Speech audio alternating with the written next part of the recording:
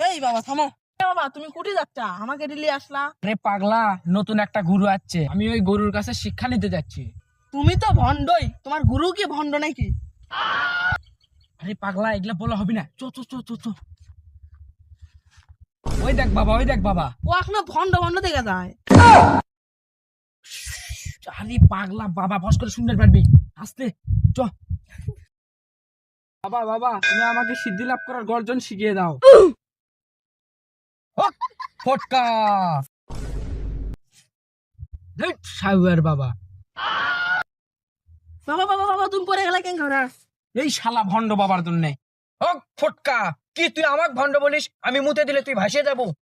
বাবা বাবা বাবা, আমার ভুল হয়ে গেছে বাবা, আপনি আমাকে গর্জনটা শিখিয়ে দেন বাবা। যে বালের বাবা তার আবার ঠ্যাং ধরা লাগবে। কি তুই আমাকে কি বললি? বাবা বাবা তুমি দীর্ঘজীবী, বাবা তুমি দীর্ঘজীবী, আমাকে মাফ করে দাও বাবা, মাফ করে দাও।